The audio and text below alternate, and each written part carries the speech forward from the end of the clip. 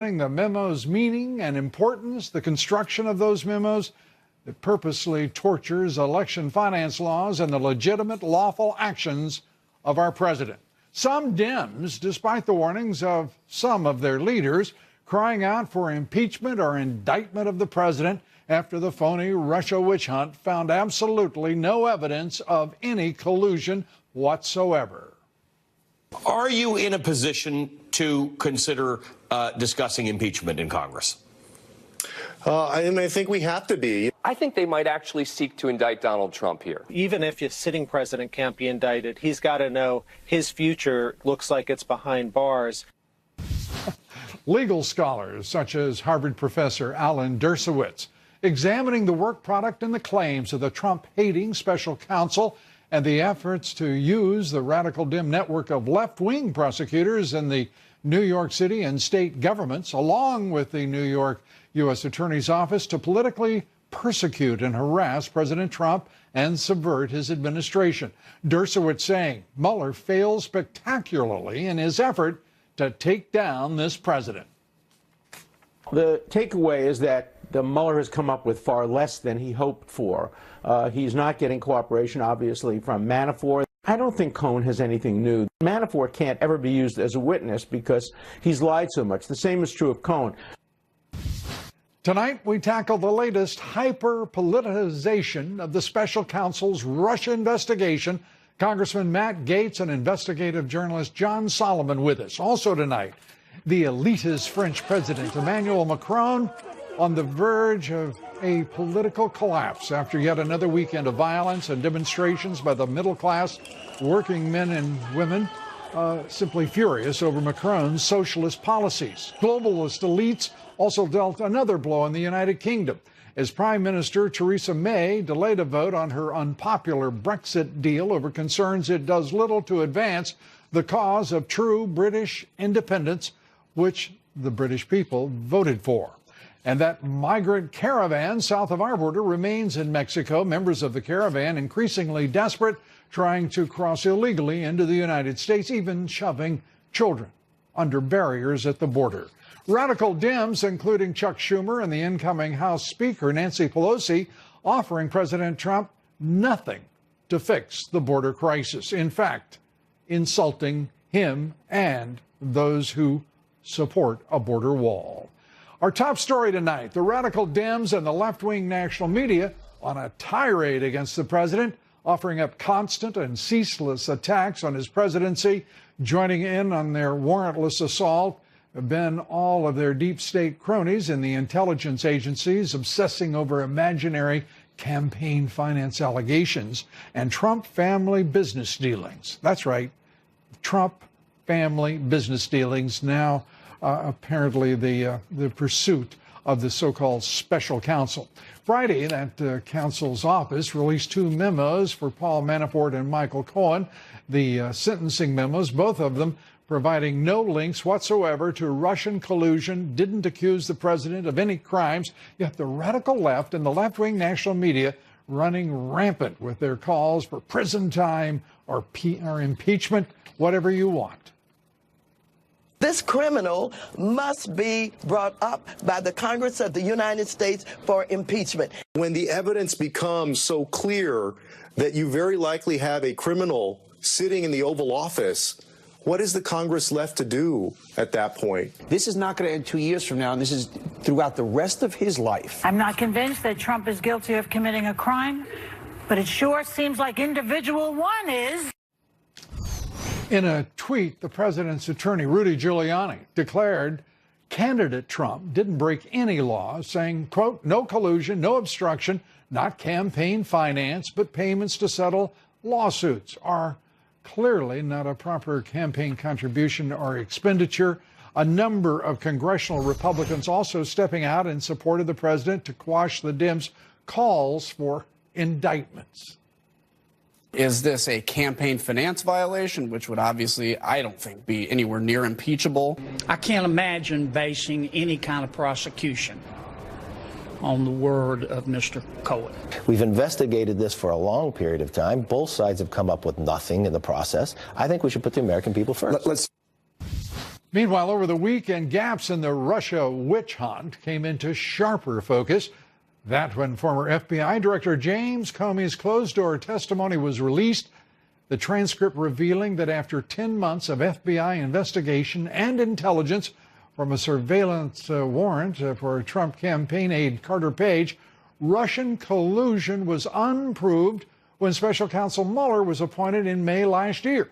Despite all of that, the only way it seems to stop all of this madness and satisfy the Dems would be to throw our borders wide open, to outsource millions more of our jobs to cheap foreign labor markets, and hold perhaps a surrender ceremony in the South Lawn of the White House in which the president could turn over power to the left's cohorts on Wall Street, the Koch brothers, the Business Roundtable, and the Chamber of Commerce. Nothing less, it seems, would satisfy them, so they will remain unsatisfied. Joining us tonight, John Solomon, opinion contributor for The Hill. John, award-winning investigative journalist. He's worked over the last 3 decades at publications including The Washington Post, The Associated Press, The Washington Times, and, of course, The Hill. Good to see you.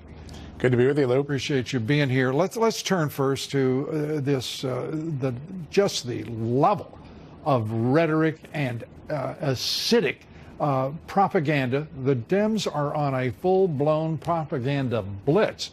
What do you make of it? Well, I think they're a little bit ahead of the facts, right? We don't have all the facts yet, but let's take into account some of the things that we do know. When we started this investigation, we were in a different football stadium, right? There was a stadium and the goal line was going to be, was there collusion between the Trump campaign and Russia?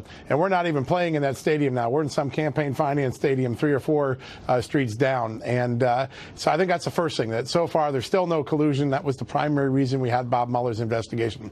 I think secondly, prosecutors have tried a case like this once before, and they failed miserably. They did this against John Edwards. They claimed he took some donor money and then used it to pay off or to hide an affair.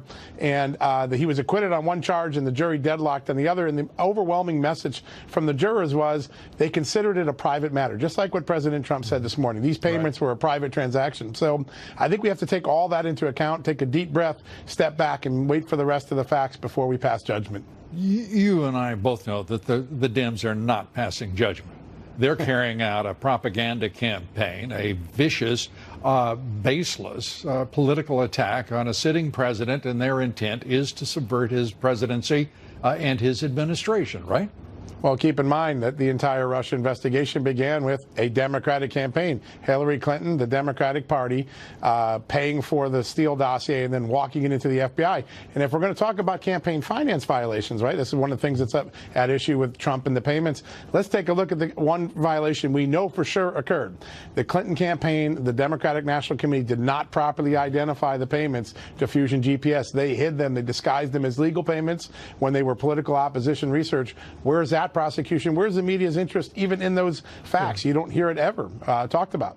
It would, it seems, be worthy of a footnote somewhere in the national left-wing media that not only that, but that President Obama's campaign had to pay a $375,000 fine for violating precisely the same laws that are repaired to by the hysterical left in this country.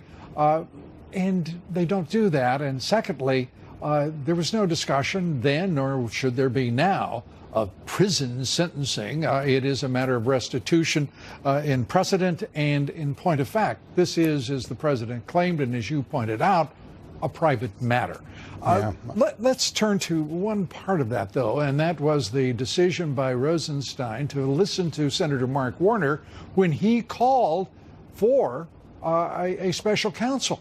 At that point, surely he knew what FBI director, fired FBI director in May of 2017, also knew and had known since October. And that is that dossier, authored by Christopher Steele, the former MI6 agent, was in fact a paid-for product from the left, and millions of dollars had changed hands to support it. Yet he still went ahead, knowing that it's a Democrat calling for the special counsel, it's a democratically funded document, and that in point of fact, he surely had to be able, given his immense intellect and gifts, that they had betrayed the FISA court system by using such a document as a foundation for warrants against a sitting president. You know, if you read most of the papers, not The Hill, though, good, The Hill had this, but most of the papers over the weekend made not a mention of what I thought was a very important event.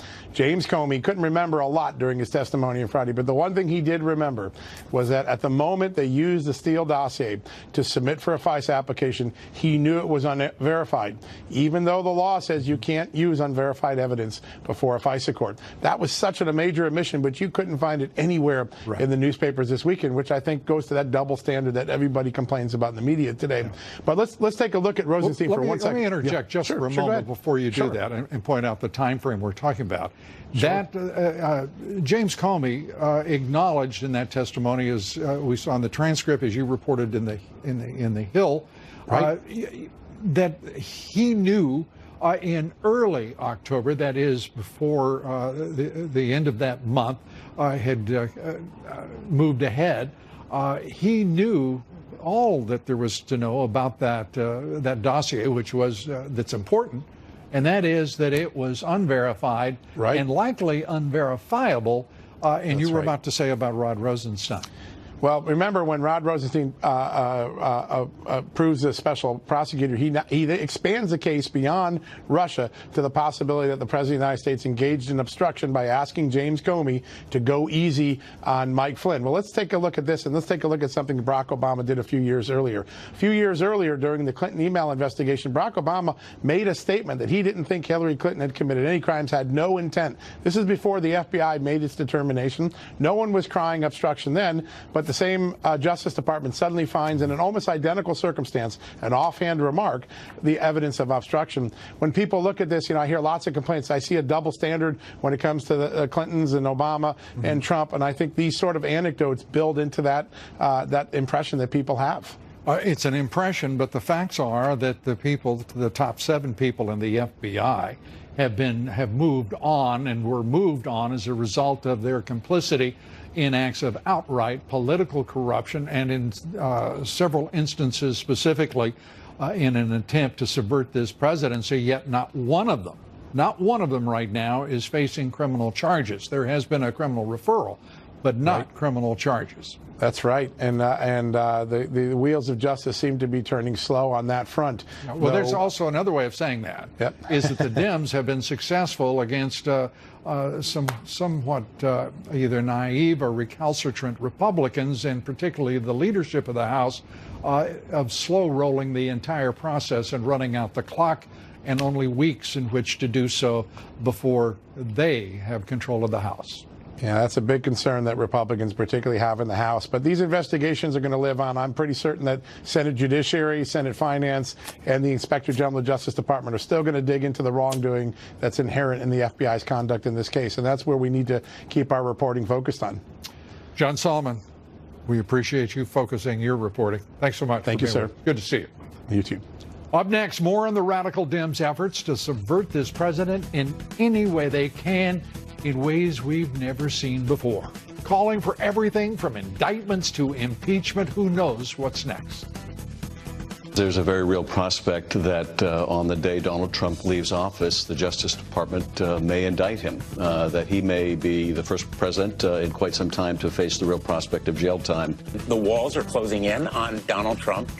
I happen to believe the president could be indicted. We certainly have moved into a new phase. The president has now stepped into the same territory that ultimately led to President Nixon resigning. I think what these indictments and filings show is that the president was at the center of a massive fraud, several massive frauds against the American people. What you've just heard from those eminent radical Dems would be categorized as pure hogwash. When we come back, we'll take it all up with Congressman Matt Gaetz. Stay with us. The Mueller witch hunt has failed to find anything to link President Trump with Russia. The deep state is, well, their partisan agenda, their ideological agenda against this president is in full view now. And listen, just listen to what fired former FBI Director James Comey had to say over the weekend. All of us should use every breath we have to make sure that the lying stops. on January 20th, 2021. Look, I understand the Democrats have important debates to have about who their candidate should be. They have to win. Yeah. They have to win. That's such an impassioned plea. And then there's former CIA Director John Brennan. He tweeted in part, but with not quite such phony earnestness, quote, "I am relieved that you will never have the opportunity to run for public office again." We presume he was talking about the president. Just what public office did Brennan think the president should run for after 8 years sitting in the Oval Office? Extraordinary, the way the man can't quite capture the way the man thinks. Joining us tonight is Congressman Matt Gaetz, member of the House Judiciary and Armed Services Committees. It's great to have you with us. Let me start out with Comey and this late effort to subpoena him, to bring him in for testimony. I have to tell you, I'm not a fan of what the Judiciary Committee has done, to be straightforward about it. But at least you're doing something here now, your committee. You've been doing much throughout. But I have to say, the fact that no one apparently asked Comey what he realized about that FISA warrant, knowing that the Democrats had paid for it. I mean, that's just on its face unlawful. John Ratcliffe asked a series of questions that I think would have revealed more information about FISA abuses. James Comey just wouldn't answer them because he had very selective amnesia. Whenever we tried to understand who was in the room, what views were being discussed, who could corroborate or refute his version of events, he was always very hazy on those details. But if there was any possibility to put the president in a bad light, Jim Comey definitely took those shots. And you see that he's going to continue to do it on the campaign trail, Lou. And I think this highlights the multi-pronged war that President Trump is in right now against the establishment, against the Democrats, against the deep state and their allies like Jim Comey. And it's one of the reasons why it's so important that President Trump select Mark Meadows to be chief of staff, because Mark's a guy who understands the media, understands the politics, and there is no person President Trump could consider that knows the facts better than Mark Meadows, so that we mount the defense that we should have been mounting during the 115th Congress. Well, as your electoral record demonstrates clearly and boldly, you certainly have not lost a step in your capacity as a campaigner. And I think that would be an understatement. Do you think Mark would take the job if offered? I do. I think Mark is a patriot, and he shares the frustration that you do, and that so many, hundreds of thousands, a million viewers you have every night that are just wondering why not more is happening to unlock the potential of President Trump's agenda. We've got one of us in the White House, a disruptor, someone who believes in this country and will take on the special interests. Well, let me ask a now question. He needs someone like Mark Meadows who can execute on that vision, and we could see even better results for the American people. Yeah, I think what we want is somebody who can execute for the president's vision day in and day out. But what I would like to have is somebody, a lot of folks actually in that White House, who stand up and defend this president every damn day. I would also like to have somebody in the Republican Party leadership, whether it's the House or the Senate, standing up and just pointedly and passionately pointing out that what the Dems are doing is nothing more than a propaganda blitz, and it's pure rank bull. And I don't hear Mitch McConnell saying that. I don't hear Paul Ryan saying it. The American people are just about done with the Republican Party if they can't find the passion to stand up for the man who is representing the interest of working men and women, the American middle class. And the Republican Party seems to be representing nothing other than the Koch brothers, Wall Street, the Chamber of Commerce. Where the hell are the Republican leaders? Well, we need more warriors here in the Congress that will pick up the baton in that respect. And, if you look at what the president's been able to do in the absence of tremendous congressional support, it really could get you excited about what it would mean if we would actually have his back. But if you had Mark in there, you would actually operationalize the agenda. It wouldn't be just what we're talking about. There would be more, I think, occurring in the country to validate the boldness of this president. But if we don't have somebody in that role who understands understands how the opposition fights, then I think we'll be behind the 8 ball. 54% of Americans, Lou, believe that this Russia investigation is politically motivated. So we've got the wind at our back to go make our... It's outrageous. It's an affront against every American value. And who the hell is standing up in your entire leadership team? I'm not talking about you and Jordan and Meadows and Biggs. I'm talking about your leadership. Who among them has stood up and said this is nonsense, it's outrageous, it's an affront against the American people and the millions of Americans who voted for this president and our system of justice to pursue prosecution, political persecution against this president? I will give Steve Scalise and Kevin McCarthy credit for joining us in our call for a second special counsel to go after the people who've broken the law. Can I be clear? That's something. Paul Ryan didn't do that. But Scalise and McCarthy but did. it is not what I would call a passionate defense of this president. It was, no, that's what you see me offer. When you the Republicans get tired of writing letters and start to do things in that leadership, they may have a chance of recapturing the House. But until then, I don't think there's a chance in hell. What do you think? Well, you're going to see the Democrats do real oversight. They're not going to have the low-energy oversight we had, and then we'll have to explain to our constituents why we couldn't get the truth about FISA abuses, but the Democrats are going to do everything they can to frustrate, disrupt, and distract President Trump. So we've got to be focused on our job in the minority, which is laying out the defense of the president against a corrupt, illegal, unfounded investigation that, by the way, to bring it back to Comey, even Comey admitted when he was fired there was no evidence of collusion. Even Lisa Page, who hated Trump, said there was nothing there. Congressman, I have the utmost respect for you. I like you a lot. But I got to tell you, in addition to all of those things, you're going to have to bring a political fist right across the nose of the left if you're going to have any impact in defending this president. This is going to be a street fight, and trust well, then let's get the best street fighter in Congress at the president's side. That's Mark Meadows, and I think that's ultimately the message I wanted to deliver. We have the tools to win. Let's go use them. Let's get on the field, and let's do everything we can for this president, this agenda, and this great country. Right on. And Congressman, your message, when delivered 3 times, even I absorb. Thank you very much. Good to have you with us. Matt Gaetz. Thank you, Lou. Up next, President Trump searches for a new chief of staff to help him further his America First agenda. Gina Loud and Michael Goodwin will weigh in on that and more. Do they agree with Matt Gaetz? We'll find out when we continue. Stay with us. Joining me now, Gina Loudon, political analyst, member of the President's Media Advisory Board, and the author of Mad Politics, which we recommend to you highly. Also with us, New York Post columnist, Fox Business contributor, Michael Goodwin. Good to see you, and you're welcome, Gina. Let's start out with the president as the focal point of this left-wing propaganda blitz. They have taken this thing to a new level, they being the radical Dems and the left. Where is the Republican leadership, as I asked Matt Gaetz, who is one of the president's great defenders and one of his great advocates?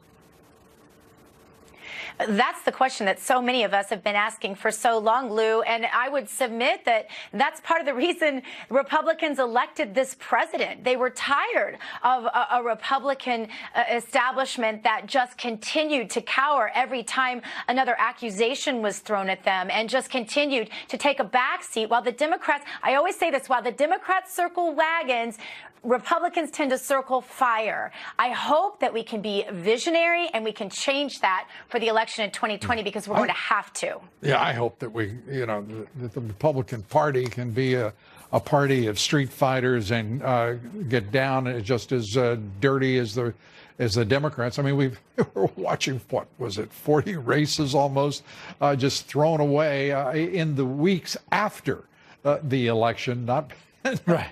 It was the voting continued. It's like Stalin said, you go ahead and vote. I'll do the counting. Right. Yeah.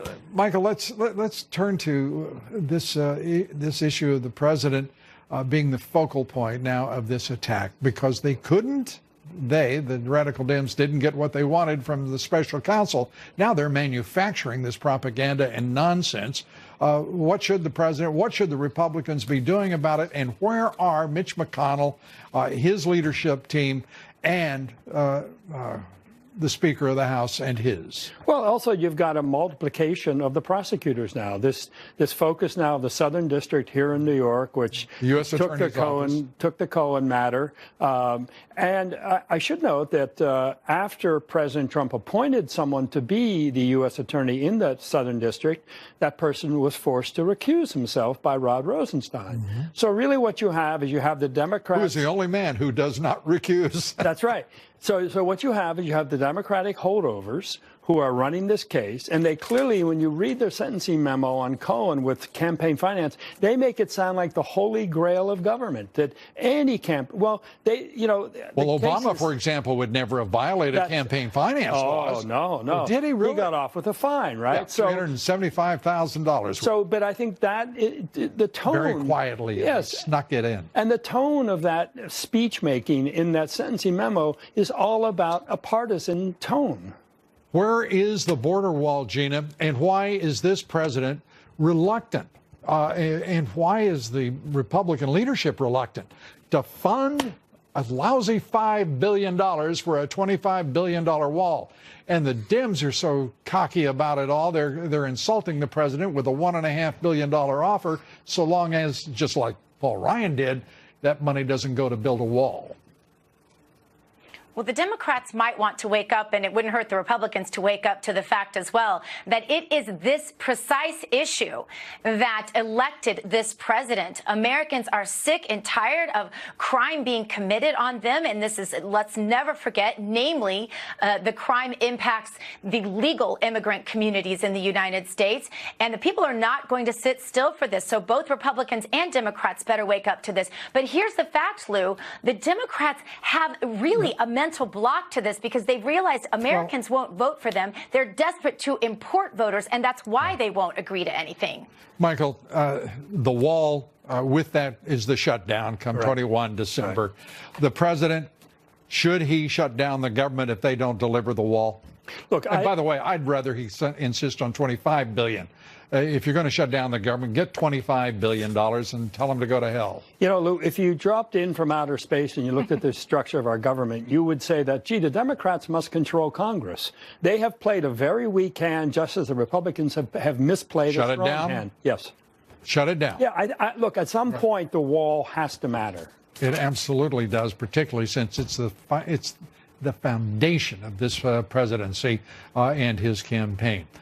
Gina Loud, Michael Goodwin, thank you both for being here. It's going to be an interesting, well, remainder of this year and next year. Up next, Paul Manafort back in court. We'll tell you what happened. Stay with us.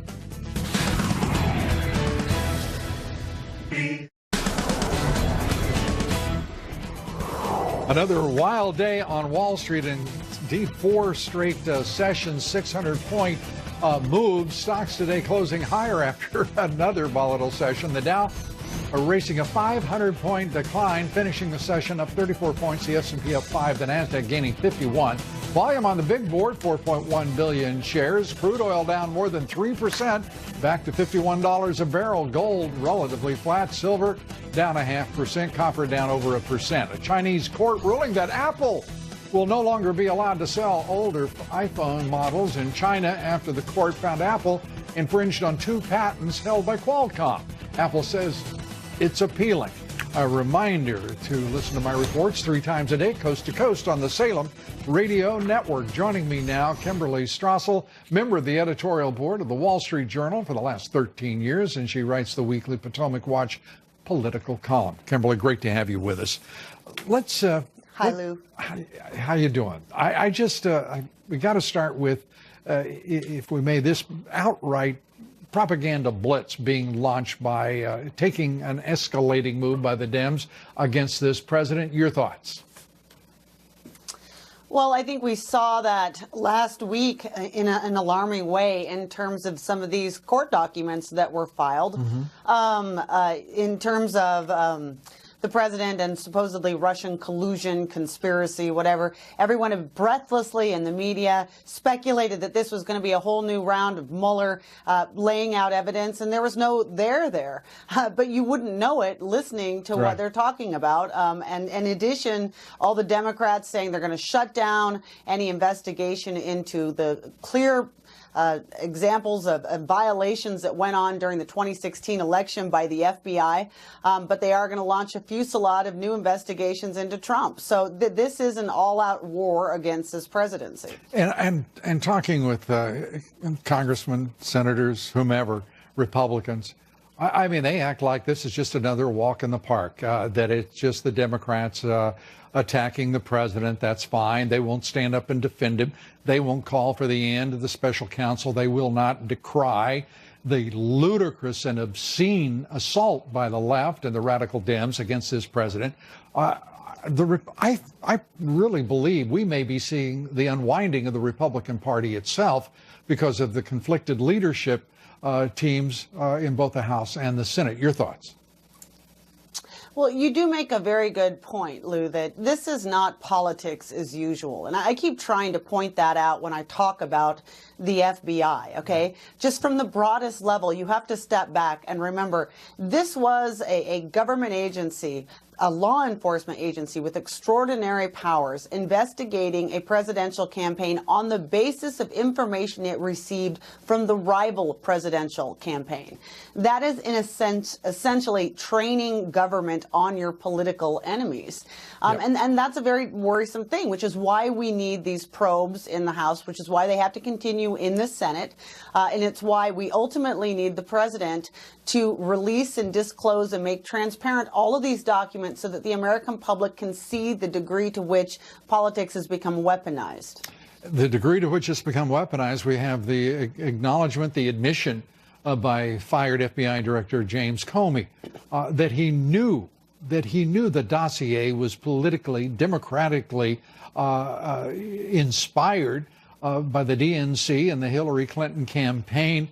Yet he proceeded to sign 3 FISA documents based on that very document. It also means that Rod Rosenstein, 8 months later, was calling for a special counsel because of a Democratic senator, Mark Warner, on the Senate Intelligence Committee, the ranking member, and he had to know that the very same thing that the FBI director knew, that was an unverified dossier that was used for at least 3 FISA warrants.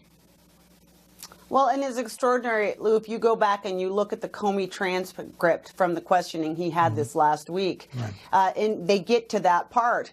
He acknowledges that he knew that it came from the other side. And then the degree to which he spends time suggesting that that doesn't matter, that the FISA court didn't really need that information, that it was irrelevant, his desire to make it sound as though Republicans were somehow behind the dossier. He continued to spout that misdirection, that somehow it was Republicans who paid for the dossier. We know that that is not the case. But, you know, for a guy who couldn't seem to remember hardly any important details when put under questioning, he had his talking points refined to golden. And all of those things he just kept saying again and again. It's misdirection. He knows that it wasn't appropriate. Kim Strassel, always good to talk with you. We thank you for being with us. Appreciate it. Thank you. Be sure to vote in our poll tonight. The question is, are you disgusted by the Republican Party's failure to energetically defend the President of the United States against the scurrilous and duplicitous accusations of the radical Dems? Cast your vote on Twitter at Lou Dobbs. Follow me on Twitter at Lou Dobbs. Like me on Facebook. Follow me on Instagram at Lou Dobbs Tonight. Up next, those caravan migrants resorting to Socialist French President Emmanuel Macron folding to pressure from those violent demonstrations and rioting in Paris.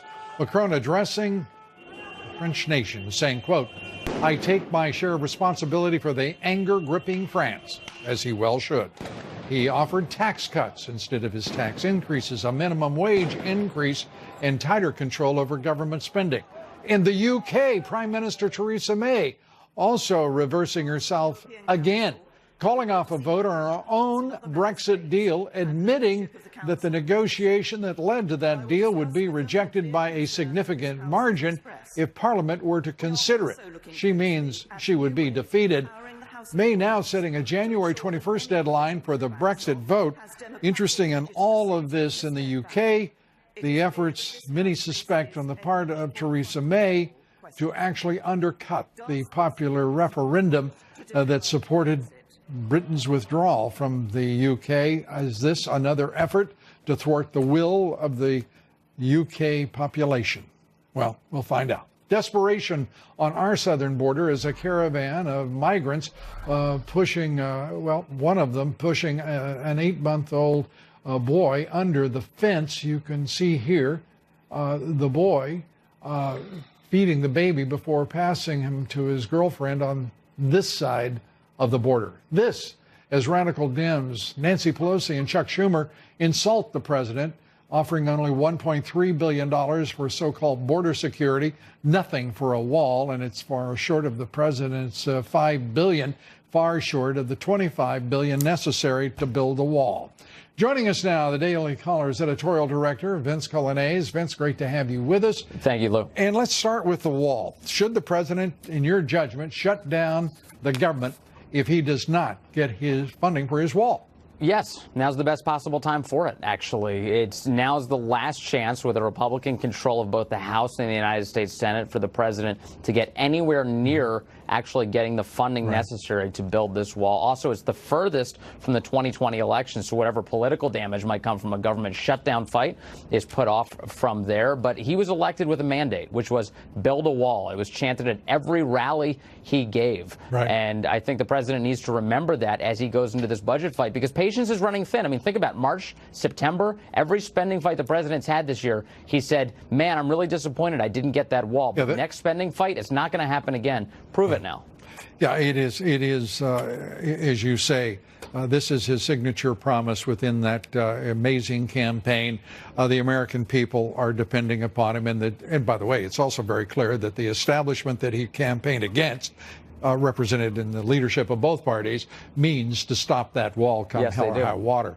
I personally, Vince, would like to see him demand $25 billion, because that's the cost of building the whole thing. Just up the ante and watch Chuck Schumer and Nancy Pelosi and Paul Ryan, be beside themselves as a result, be an apoplectic fit over it. Let me turn very quickly to the other issue the president campaigned so hard on and is fighting so hard. This president is the only international leader to stand up and say we need an international system of balanced trade for the support of our global economy and to restore it to growth. And not a single leader is standing with this president, leader of a major country. And indeed, this country is watching the Chinese work through our business community, Wall Street, the Chamber, the Business Roundtable, to actually lobby against the president. Your thoughts? Well, for anyone who preaches free trade in the United States, you got to get there by being forceful with China. China's been taking advantage of our capacity to be forgiving in every single conversation we've had with them for decades. The U.S. policy has essentially been roll over, play dead, and hope the Chinese eventually are a free trade country. That's not what's happening, and it's not what's happened. So I think President Trump has come at this with the right attitude, which is if you're going to get China to behave, you've got to punish them into doing it. They're stealing intellectual property. They're forcing technology transfers. They're never playing fair on the stage when it comes to free trade. So now the president's saying, you want to get to free trade? Start behaving, and then we're in a free trade system. It's the right attitude to have. And I haven't heard from a single free trader, somebody who advocates for this, what better options we have other than to levy punishments against a country that's failing on its end of the bargain. And be a debtor nation in perpetuity, to squander our wealth, as the president points out. Just think, Vance, without this president in the Oval Office, we would have had either one of the 17 Republicans he crushed or Hillary Clinton, none of whom would, I find it odd to say, well, would you pretty please quit stealing hundreds of billions of dollars in IP and technology from us? Would you pretty please quit running up trillions of deficits in this country that cut into our economic growth? Pretty please, would you do that? I mean, it's well, you have no choice. It's the same thing with North Korea. Somebody has to have a backbone and say, hey, you know what? I'm not going to stomach this any longer. And that's what President Trump's doing here. Now, let's see. In the end, maybe it doesn't pay off, but at least he tried. It better pay off, because now President Xi is working with him. It better pay off, because unless it does, we don't have a country. Vince Coglianese, great to have you with us. Appreciate it. Thank you. Good to see you. Nice to see you. Up next, demonstrations erupt and riots across Europe in protest of socialist and globalist elite agendas. Much more on that when we continue. Look at the European Union. We'll be right back.